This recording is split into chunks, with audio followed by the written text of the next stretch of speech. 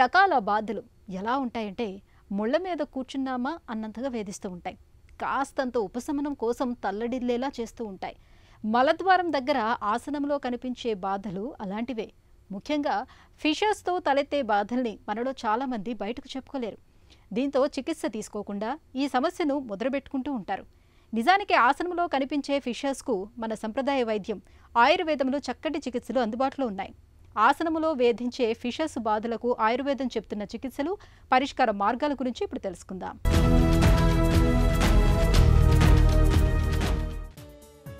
సమస్య వచ్చిన చోటు, అది పెట్టే బాధ, ఇవి రెండూ మనిషిని ముళ్లకంప మీద కూర్చున్నామా అన్నట్టుగా బాధిస్తుంటాయి. మలద్వారం చుట్టూ ఆసనంలో కనిపించే బాధలు అలాంటివే. పైల్స్, ఫిస్టులా, ఫిషర్స్ అలాంటివే. ఏళ్ల కొద్దీ మలబద్ధకంతో బాధపడుతున్నప్పుడు, ఆహారపు అలవాట్లు గాడి తప్పినప్పుడు, కారం, మసాలాలు, చికెన్ వంటి వాటిని అతిగా తీసుకుంటున్నప్పుడు, తగినన్ని నీళ్లు తాగనప్పుడు, ధూమపానం, మద్యపానం వంటి అలవాట్లు ఉన్నప్పుడు, తీవ్రమైన ఒత్తిడి, ఆందోళనకు లోనవుతున్న పరిస్థితుల్లో ఆసనంలో సమస్యలు పుట్టుకొస్తుంటాయి. మలబద్ధకం ముదిరిపోయి ముందుగా పైల్స్, ఆపై ఫిషర్స్ వంటి సమస్యలు పురుడు పోసుకుంటాయని చెబుతారు నిపుణులు. ఫిషర్ అనేటువంటిది గుదమార్గం లోపల అల్సరేషన్, ఒక అల్సరేటివ్ ట్రాక్. ఇది యాంటీరియర్గా కానీ పోస్టీరియర్గా కానీ, అంటే పైన కానీ కింద కానీ ఉంటుంది. టెక్నికల్గా, అనటామికల్గా దీన్ని పేషెంట్స్ మల విసర్జన సమయం లోపల, దీనిలో రక్తస్రావం ఉండదు, మాసెస్ ఉండవు, గడ్డలు ఉండవు, చీమ్ గారదు. ఒక్కసారి కనుక మోషన్స్ పోతే 5 minutes to 3 hours వరకు సివియర్ పెయిన్తో కూడి అకేషనల్గా బ్లడ్ స్ట్రీక్ లాంటి బ్లీడింగ్తో ఉండే ఒకానొక ప్రత్యేకమైన వ్యాధికే ఫిషర్ వ్యాధి అంటారు. దీని లోపల అక్యూట్, క్రానిక్ అనేటువంటిది 2 రకాలు.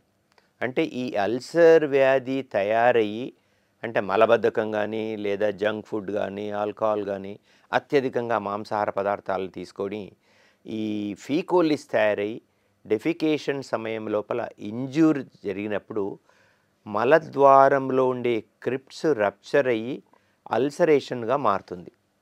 ఇది లేడీస్లో చూసినట్టయితే యాంటీరియర్లో అనటామికల్గా ఎక్కువగా ఉన్నట్టు చూడడం జరిగింది. స్టాటిస్టికల్ డేటా ప్రకారం 90% యాంటీరియర్గా ఉంటుంది. మేల్స్లో అయితే 60% పోస్టీరియర్గా, 40% యాంటీరియర్గా ఉంటున్నట్టుగా మేము చూసాం. దీనిలో ఏంటి ఫిషర్? శాస్త్రీయంగా చూసినట్టయితే ఒక రకమైనటువంటి పుండు మలద్వారం లోపల పైన కానీ కింద కానీ, యాంటీరియర్ లోపల కానీ పోస్టీరియర్ లోపల కానీ ఉండాలి. ఈ యాంటీరియర్ పోస్టీరియర్ లోపల ఉంటే ఇంత పెయిన్ ఉంటుందా అంటే, టెక్నికల్గా మేము కొన్ని మానోమెట్రిక్ స్టడీస్ ద్వారా స్పింక్టరిక్ అస్సే చేయడం ద్వారా చూసింది ఏంటంటే, ఇంటర్నల్ స్పింక్టర్ యొక్క హైపర్ టోనిసిటీ ద్వారా రెస్టింగ్ ప్రెషర్, అంటే ఇంట్రారెక్టల్ ప్రెషర్ ఎక్కువయ్యి అక్కడ శరీరం లోపల గుదమార్గం లోపల యాంటీరియర్గా పోస్టీరియర్గా నెక్రోసిస్ జరుగుతున్నది. రక్త ప్రసారము తగినంత లేకపోవడం చేత పుండు లాంటిది కలిగి అక్యూట్ అండ్ క్రానిక్ అని ఫిషర్స్ వ్యాధులు కలుగుతున్నాయి. అంటే అక్యూట్ అనేది 6 వారాల లోపల ఉండేదాన్ని అక్యూట్ అని, 6 వారాలు దాటి నా ఫిషర్ వ్యాధికే క్రానిక్ ఫిషర్ అంటారు. ఈ 6 వారాలు దాటిన తర్వాత గుదమార్గంలో ఉండే యానల్ ప్యాపిలే ఉబ్బిపోయి సెంటినల్ ట్యాగ్స్గా మారుతుంది. ఆసనంలో ఫిషర్స్ బాధలు మనిషికి ప్రత్యక్ష నరకాన్ని చూపిస్తాయి. మల విసర్జన అతి కష్టమైన వ్యవహారంగా మారిపోతుంది. ఆసనంలో తీవ్రమైన నొప్పి, దురద, మంట, రక్తస్రావం మొదలైన సమస్యలు వేధిస్తుంటాయి. ఇలాంటి పరిస్థితుల్లో ఆసనంలో బాధల నుంచి ఉపశమనం కోసం ఆహార విహారాలు, జీవనశైలిలో ప్రత్యేకమైన జాగ్రత్తలు తీసుకోవాలి. ముందుగా మలబద్ధకం లేకుండా చూసుకోవాలి. ఇందుకోసం పండ్లు, పండ్ల రసాల వంటి ద్రవాహారాల్ని ఎక్కువగా తీసుకోవాలి. రోజువారీ ఆహారంలో పీచు పదార్థాలు, ఆకుకూరలు తప్పకుండా ఉండాలి. పెరుగు, మజ్జిగల్ని తప్పనిసరిగా తీసుకోవాలి. ఆహారంలో కారం, మసాలాల్ని బాగా తగ్గించాలి. చికెన్, మటన్ వంటి వాటిని చాలా పరిమితంగా తీసుకోవటమే మేలు. కుర్చీకి అతుక్కుపోయి పనిచేయడం మంచిది కాదు. తీవ్రమైన ఒత్తిడికి, ఆందోళనకు లోను కాకుండా చూసుకోవాలి. ఆసనంలో ఫిషర్ సమస్య తాలూకు బాధలు మరీ తీవ్రంగా ఉన్నప్పుడు ఆయుర్వేదం శస్త్రచికిత్సను ఒక చక్కటి పరిష్కారంగా చెబుతుంది. అయితే ఈ మధ్యకాలంలో శస్త్రచికిత్స చేసినప్పటికీ కొంతమందిలో ఫిషర్ తగ్గడం లేదు. ఇందుకు కారణాలను పరిశీలించినప్పుడు సబ్ మ్యూకోజల్ యాబ్సెస్ ఏర్పడుతున్నట్టు ఎంఆర్ఐ పరీక్షలో తేలింది. ఈ నేపథ్యంలో ఫిషర్కి చికిత్స చేస్తున్నప్పుడు ఈ సబ్ మ్యూకోజల్ యాబ్సెస్ను దృష్టిలో పెట్టుకోవాలని చెబుతున్నారు డాక్టర్లు. పేషెంట్ ఇమ్మీడియట్గా సివియర్ పెయిన్, సార్ నేను మోషన్ పోలేను, 2-3 రోజులు అయింది, మోషన్ పోతే నేను 5-6 గంటల వేదన, రక్తం ఏం పడదు కానీ బ్లడ్ స్ట్రీక్ లాగా వస్తుంది, నాకు మలబద్ధకం విపరీతంగా ఉంది అనేటువంటి తప్ప వేరే ప్రాబ్లం ఏముండదు. ఒక్కొక్కసారి లోడెడ్ కోలన్ టోటల్లీ 5-6 రోజుల నుండి పోకుండా ఉండి మలము గట్టిపడి పెంటికల్ లాగా తయారయ్యి ఉంటుంది.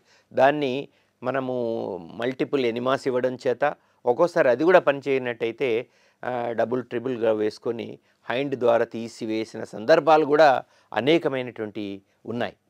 సో దీనిలో మనం సాధారణమైనటువంటి పద్ధతులు ఏంటంటే స్పింక్టర్ హైపర్టోనిసిటీ ఇవి జరగడం చేత మనకు మాన్యువల్ యానల్ డైలటేషన్ అనేటువంటి ఒక చిన్న నాన్ ఇన్వేజివ్ మెథడ్ ద్వారా చేయడం, యానల్ డైలేటార్స్ అని గుద విదారణ పరికరాలను వాడి యానల్ కెనాల్ను గ్రాడ్యువల్గా డైలటేషన్ చేయడం ద్వారా, ఇది ఒక రకమైనటువంటి పద్ధతి. ఇవి ఫెయిల్ అయినప్పుడు ఏం చేస్తామంటే మెడికేటెడ్ వస్తీస్, మాత్రా వస్తీస్ అని దశమూల క్వాదచూర్ణాన్ని క్షీరబలా తైలంతో వండించి తయారు చేసినటువంటి తైలాన్ని 60 ml 14 days డైలీ మలద్వారంలోకి ఎక్కించడం ద్వారా, మాత్రావస్థి లాగా ఎక్కించడం ద్వారా స్పింక్టర్ యొక్క టోన్ పెరగడం, ఏదైతే అల్సరేషన్ ఫామ్ అయిందో అల్సరేషన్ హీల్ అవ్వడం, అల్సరేషన్ లోపల నెక్రోటిక్ పార్ట్కు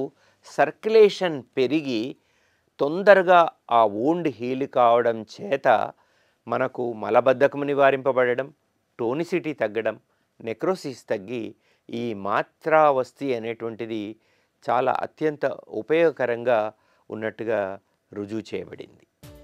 ఆసనంలో బాధలు తగ్గేందుకు, ఫిషర్స్ వంటి సమస్యలు తగ్గుముఖం పట్టడానికి వీలుగా ఆయుర్వేదం తనవైన కొన్ని ప్రత్యేక పరిష్కారాలను చెబుతుంది. ఉసిరికాయ, తానికాయ కలిపిన త్రిఫలా చూర్ణాన్ని ప్రతిరోజు తీసుకుంటూ ఉంటే విరేచనం సాఫీగా జరుగుతుంది. ఆసనంలో బాధలు ఉపశమిస్తాయి. అల్లం, తేనె, నిమ్మరసం, పుదీనాను నీళ్లలో కలిపి తీసుకోవటం వల్ల ఫిషర్స్ బాధల నుంచి మంచి ఉపశమనం దొరుకుతుంది. 1/2 టీ స్పూన్ జీలకర్ర పొడిని 1 గ్లాస్ వాటర్లో వేసి నిత్యం తీసుకుంటూ ఉంటే ఈ పైల్స్ బాధల తీవ్రత చాలా వరకు తగ్గుతుంది.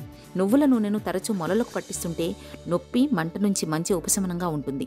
ఆర్షకుఠా రస్, త్రిఫలా గుగ్గుళ్ళు, అభయారిష్ట, దశమూలారిష్ట వంటి ఔషధాలను కొంతకాలం పాటు డాక్టర్ పర్యవేక్షణలో వాడుకుంటే మంచి ఫలితం ఉంటుంది.